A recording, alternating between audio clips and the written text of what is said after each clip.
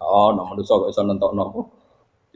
Cuma ya tetap berorganisasi secara duniawi, tapi tetap sih menentukan. Iku rungokno tenan awas. Nah, karena kita hidup maka menjadi tidak tahu. Kita tahu itu menjadi tidak tahu. Rungokno sik engko nanti tak terangkan sekian dalil dari Quran dan hadis. Gara-gara saya fokus minum teh, terlena mau ngopi, wah enak isuk-isuk ngopi. Gara-gara terlena itu anak saya jatuh, menjadi tidak tahu. Begitu juga dunia. Makanya Allah sering memberi nasihat, fala taghurrannakumul hayatud. Kamu jangan tertipu oleh kehidupan dunia. Ibaratnya Allah ning pinggirem, dat paling penting, paling pokok. Tapi kamu abaikan. Kamu bilang jabatan penting, teman penting, mitra pejabat penting, komunitas penting. Kamu sampai lupa bilang nah Allah itu lebih penting. Nah, ini sudah mulai kena hijab. Nah, orang yang kena hijab ini nanti tidak bisa masuk surga karena Allah dengan duka marah besar. Allah ngendikan kalla innahum ar-rabbihim yauma idzil lamahjubun. Orang-orang ini nanti ketika di akhirat terhijab dari saya. Karena zaman ning donya ora tau roh aku. Kenapa kok terhijab? Justru karena ada yang diketahui. Justru ada yang diketahui. Contoh paling mudah itu copet atau lonte atau koruptor atau apa saja. Misalnya nyuwun sewu orang jadi copet itu kan umur 17 atau misalnya jadi pekerja seks nakal itu kan umur 17 atau 18. Hanya karena pernah mendapat rezeki dari judi misalnya atau dari transaksi yang haram. Terus dia bilang gini, aku nak jadi copet mangan kopo. Aku nak judi mangan kopo. Aku nak gak jadi wong nakal mangan kopo. Padahal dia 17 tahun nyatanya bisa makan, birizkillah apa? Tapi pernah merasakan 1-2 bulan dari rezeki haram, dia menvonis seakan-akan tidak bisa makan kecuali dari rezeki haram. Ya itu tadi, gara-gara tahu nikmatnya uang yang sepintas lewat haram, nyopet atau korupsi, terus menafikan nikmat-nikmatnya. Jadi dari tahu nikmatnya nyolong atau korupsi menjadi tidak. Makanya kalau dalam ilmu tasawuf itu gini Fuad Walian, manusia sekarang itu tidur, kalau mati baru bangun. Jadi cara ilmu tasawuf itu anna sunyamun wa idza matu intahu. Mungkin ada yang hafal tapi ra paham. Jadi rata terang. Anna sunyamun wa idza matu intahu. Manusa kabeh sak donya iku turu, nek mati lagi tangi. Mergo kena wis mati iku lagi roh, jebule sing hak tenan iku sujud ning pangeran. Sing hak tenan iku subhanallah walhamdulillah. Sing hak tenan iku muni Allahu akbar. Kae zaman ning donya dintekno kowe ngomong, "Nu Amerika super power." Kenal presiden penting, kenal menteri penting, kenal kiai gede penting. Iku mbok entekno. Barang-barang sing cara akhirat gak mendesak mbok entek. Wong nak ramangan mati, nak ra duwe gaji sumpek. Pensiun sumpek. Hal-hal ya. Nanti setelah di akhirat kamu hanya tahu satu kalimatul haq, yaitu kenangan terbaik kamu di dunia itu sujud. Jika kamu getun ketika hidup tidak pernah sujud. Makanya kata Rasulullah nanti kamu tahu ketika di akhirat hatta takuna sajdatul wahidatu khairan minad dunya wa ma fiha. Sehingga kamu nanti tahu bahwa sujud satu kali itu lebih baik ketimbang dunia dan sisi. Karena ternyata setelah kamu di akhirat yang layak jadi poin kamu hidup di dunia itu hanya apa? Sujud. Nah, yang dunia kan WA penting, HP terbaru penting, babonan penting, mitra penting, ngomong terus berjuta-juta kalimat. Hanya karena kamu hidup. Tahu saya mati, kau ngerti, kau kabeh dak. Maka ilmu kamu itu setelah mati, lagi ilmu terlambat.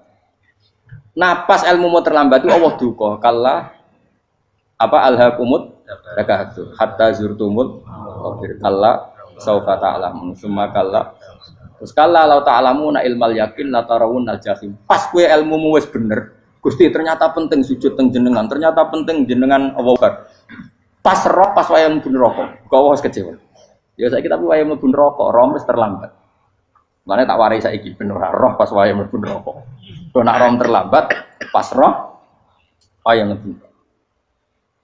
Sehingga ketika Allah melehno wong kafir, melehno itu mencibir orang kafir. Kata Allah begini. Ini mungkin yang hafal Quran bisa dicek lagi. Fakashafna angka hito akafa basarukal yauma hadid. Jadi kata Allah ngomentari orang kafir ketika di akhirat, laqad kunta fi ghaflatin min hadza. Kamu lupa kan kalau ada akhirat seperti ini kata Allah. Fakashafna angka hito aka. Sekarang kamu saya kasaf, saya buka semua fakta. Fa basarukal yauma hadid. Sekarang pandangan kamu tajam. Dulu di dunia bilang misalnya seks penting, dugem penting, narkoba penting, maksiat penting. Kalau nggak gitu saya pusing. Nanti di akhirat semua ini jadi problem. Artinya apa? Gara-gara di dunia melihat gemerlapnya dunia, dia menjadi tidak tahu pentingnya Allah, tidak tahu pentingnya akhirat. Maka dengan hidup malah menjadi tidak tahu. Maka untuk menjadi tidak tahu itu sebabnya dua. Makanya polling 01 dan 02 sama benarnya tadi. Gara-gara tahu yang menjadi tidak tahu, gara-gara tidak tahu yang menjadi tidak tahu. Tadi misalnya kamu fokus ya, misalnya Rukin jelalatan untuk cawe itu, fokus untuk cawe itu, gak Allah waktu ngarepe kejengkang. Kesandung, berarti gara-gara melihat menjadi tidak tahu.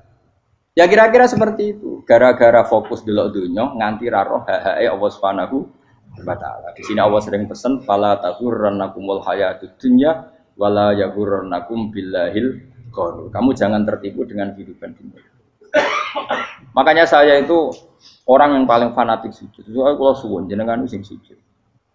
Wes sujud salat 5 waktu lah nikmati. Karena sekali kamu terbiasa mensifati dunia ini penting, nanti kamu akan lupa mensifati akhirat itu penting. Dan itu awal kamu tergelincir dari ansawa isabil, dari jalan yang benar. Makanya tadi pepatahnya orang sufi apa? Anna sunyamun wa idza matu indah. Manusia itu tidur, kalau mati baru. Terus contoh kedua begini.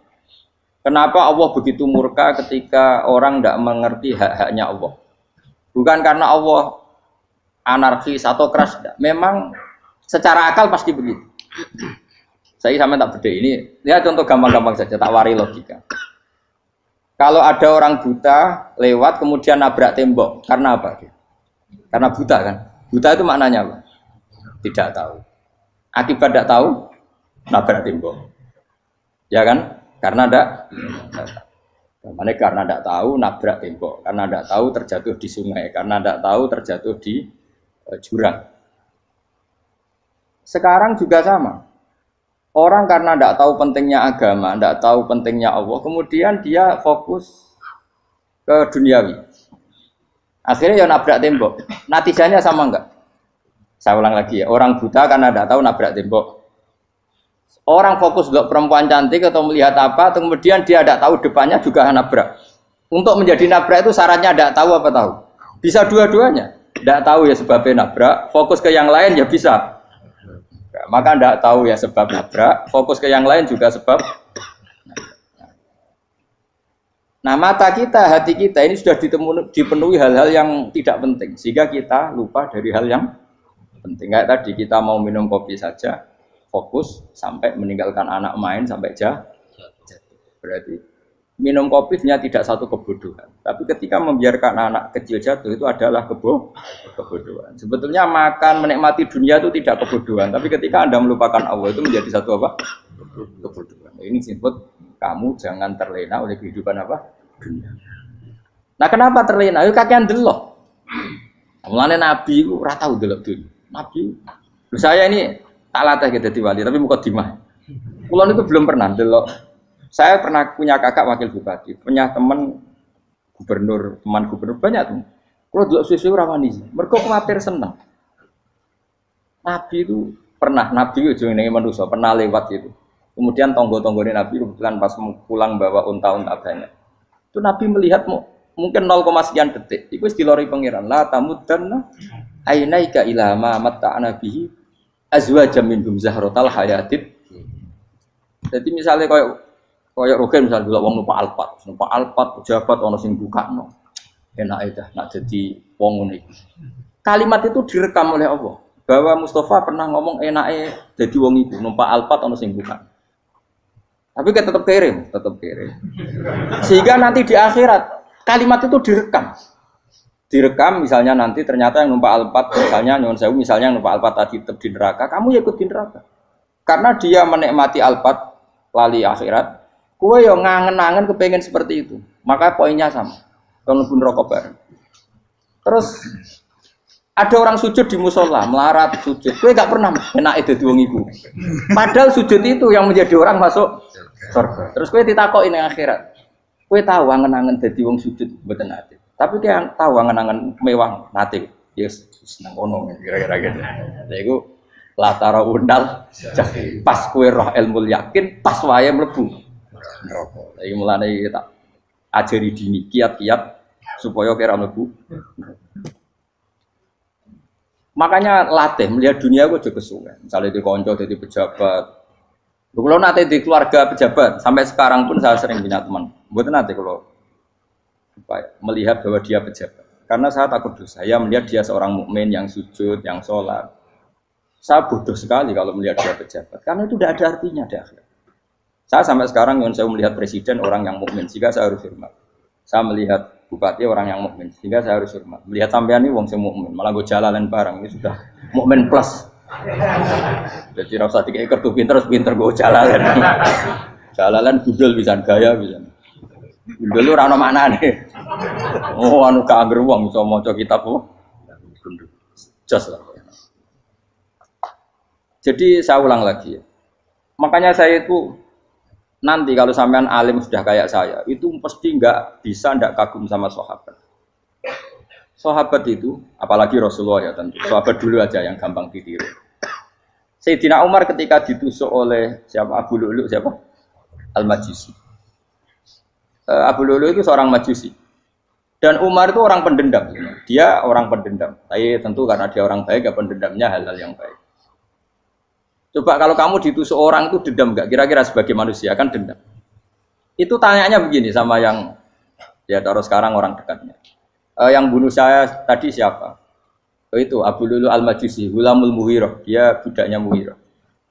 Majusi, iya ya Umar. Dia sudah mau mati. Itu ngetikan gini, sama siapa alteknya?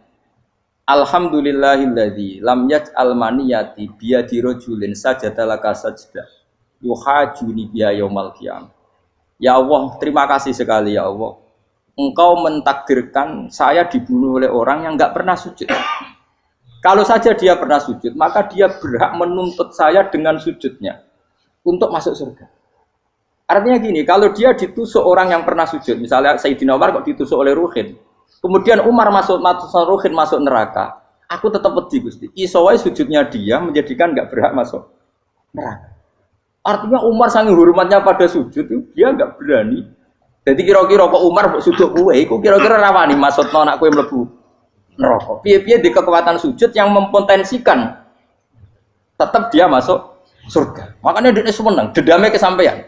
Syukur lah nek sing mateni aku ora tau sujud. Dadi tak patut nang neraka langsung gludeng ngene kira-kira gitu.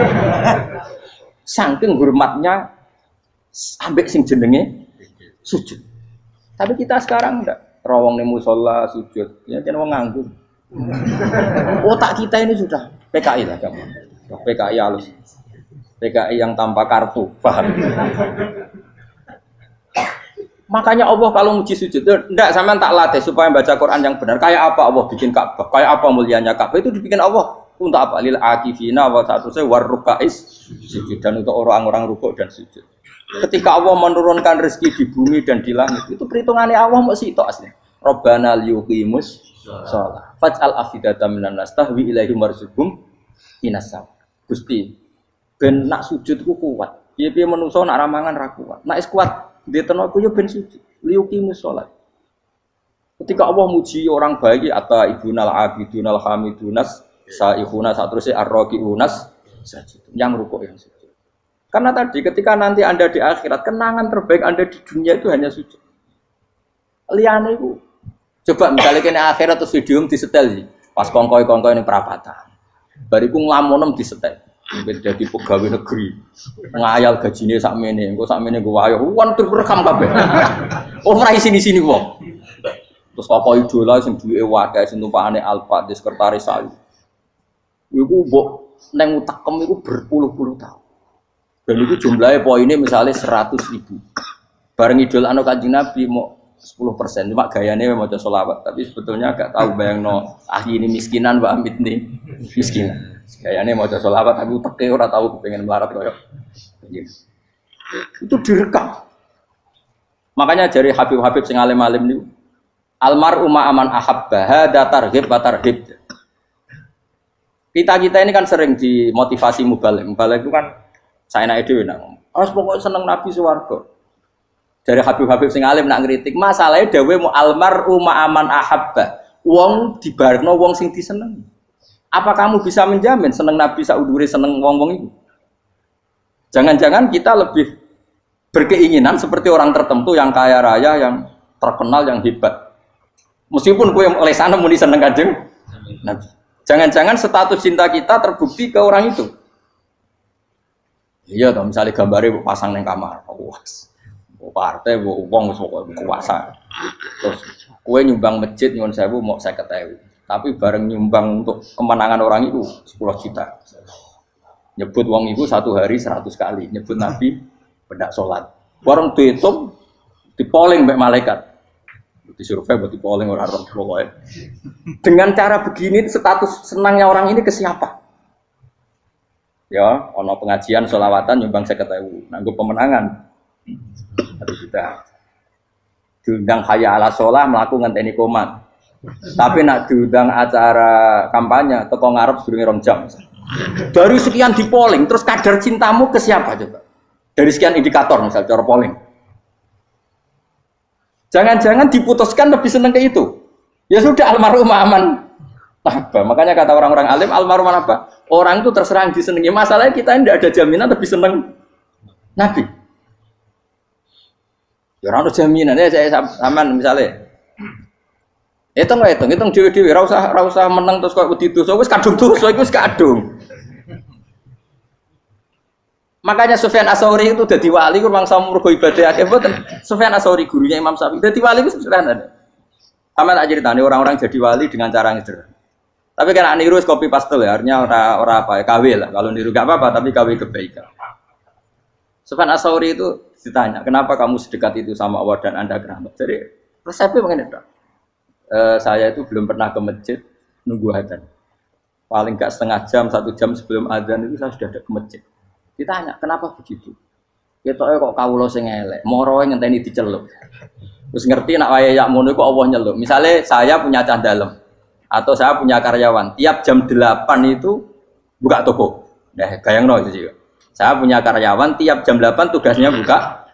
Selalu buka tokonya ngenteni tak panggil. Rohen, toko buka, siap. Tapi besok yang ngono lagi, wis jam 8 buka, siap. Tiap hari gitu. Kira-kira ngendarani karwaniku goblok apa sopan? Kira-kira. Enggak jawab deh. Goblok kritik ndak usah wis gitu. Nah, Sufyan Ats-Tsauri tidak mau gitu. Wis ngerti nek Allah ya mono wayahe manggil. Dadi ya kerja malu wis ning kono. Dadi nek Allah ayala salam pun Gusti. Ayat al-falam pun penting mriki. Iku sudah dadi wali. Oh, iku saya buat tiru tapi KW lho, enggak masalah, tapi ini kan resep no.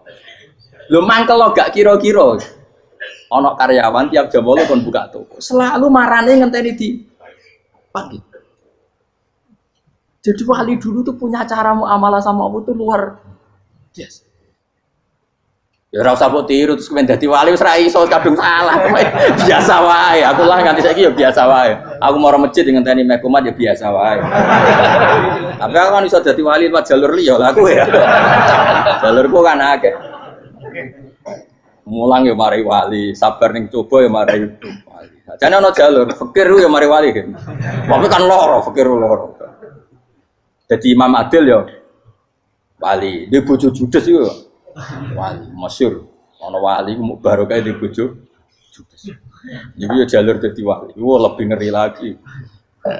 Ngeri tenan nanti ning akhirat dijak wedi.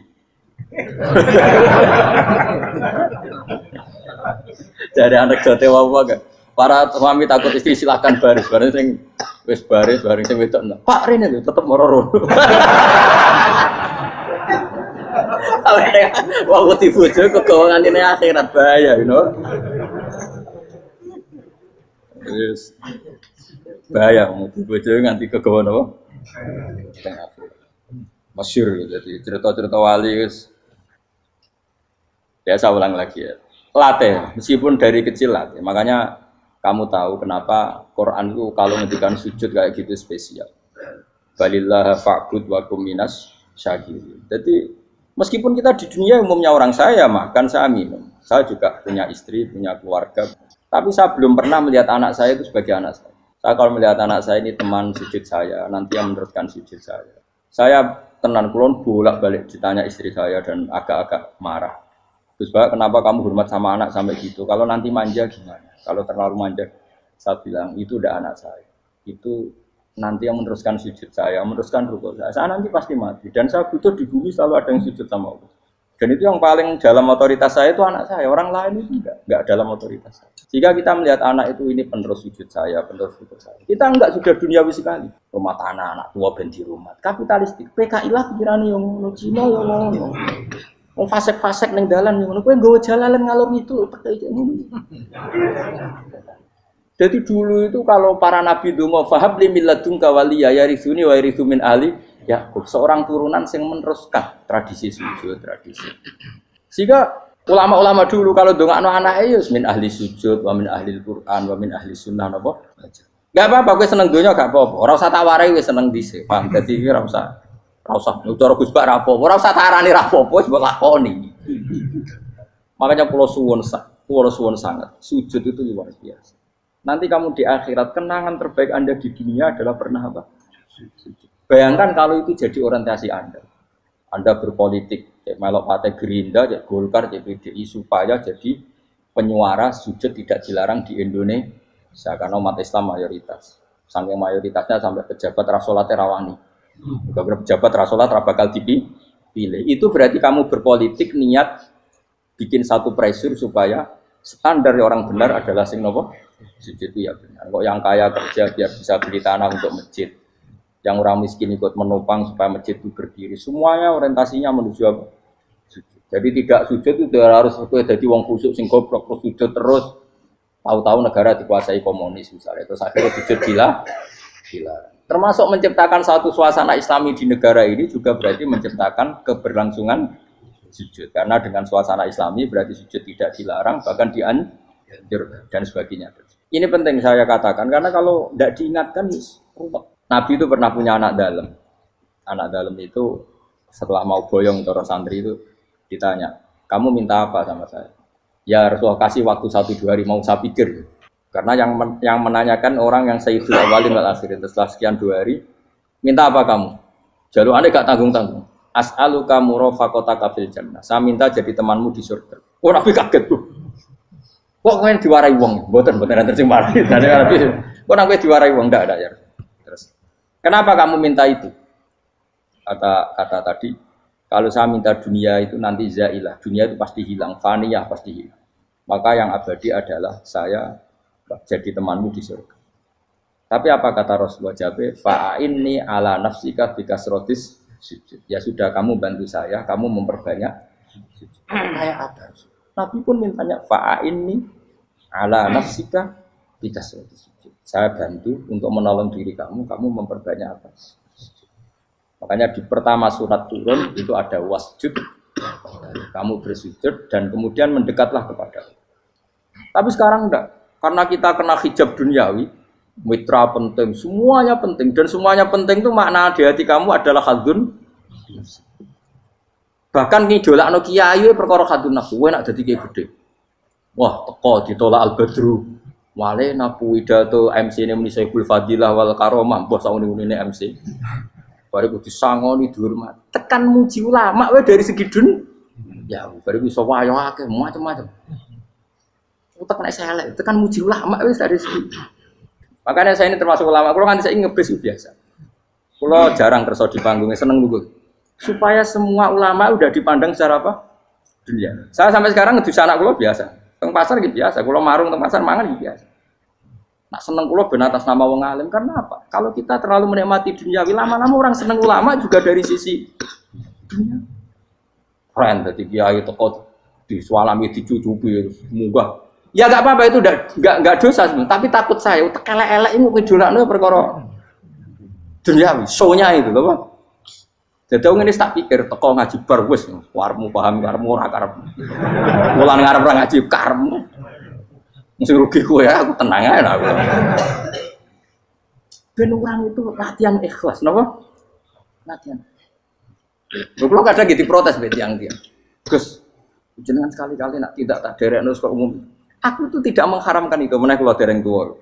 Daerah haji malah turun, topa meneh. Dalane ra roh daerah kiai malah ngel-ngel wong. Rukin tahu tak konderek nang kota, tak kon sepeda motor kan terno ning gone Malibu. Dalane ora malah yo neraka. Lha kan dalan akhirat ora ro donya ora ro sing ora iku apa. Lah tak koyo wong ijek urip. Dalan donya ora ro dalan akhirat ora mbok ro iku apa.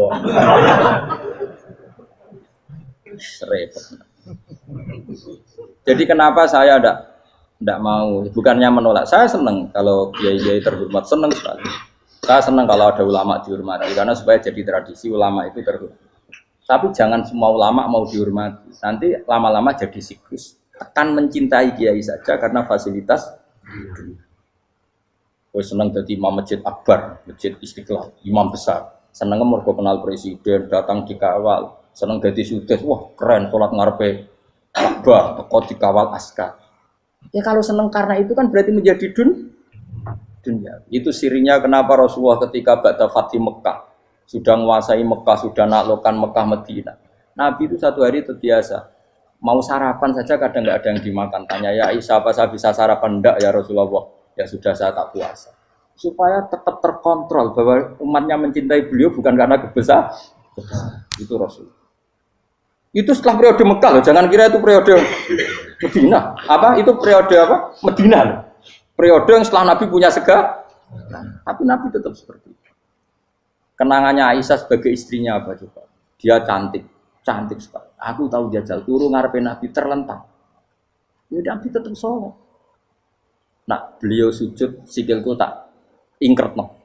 Nah beliau ngadeg tak lonjoro meneh. Jadi Aisyah wa ana muqtaridotun benayati turu terlentang, jadi cara ya sudah terlentang. Nabi nak sholat suwingat, dia tetap sholat. Oke di bojo ayu orang ngerasa sholat, bojo elek ngerasa sholat, bojo elek ya menjunub menawa. Sekali orang kena gue contoh, kasus itu semua kasus. Kau di bojo ayu perawan turu karena pusing sholat orang bos misalnya lo. Pemenang wong jegoten wae tambah over. Mustafa kalau orang nyek jegoten liyane ora usah tersibuk. Mergo nang nyek wong akeh dosa, nang nyek wong sitok ora. Misale dosa tak hitung mau ke sore. Aku nyek dosa sitok, mulang ganjarane 10. Cek susu piro? Cek surplus ngerong dagang cek. Cek badi. Iku enak adene ra ikhlas. Ra ikhlas aku yo ra ikhlas ilmuku, malah lara. Kalau neraka ping 13 sebenarnya.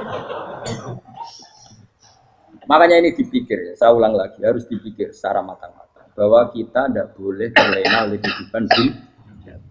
Menjadi bodoh kan Anda minum teh, kemudian anak Anda jatuh di pinggir Anda. Paham? Nah sekarang menyangkut mukjizat. Ini masih tentang ayat ini. Nanti sampean tahu logikanya. Tak beda tidak jawab satu-satu aja. Karena iman sarannya harus tahu. Fa'lam itu tak tahu. Fa'lam annahu la ilaha. Ketika sekarang telur, saya memberitahu misalnya, Gen, telur ini udah dipitik, cara kowe mungkin tor. Ayo jawab satu-satu. Mungkin kan? Tapi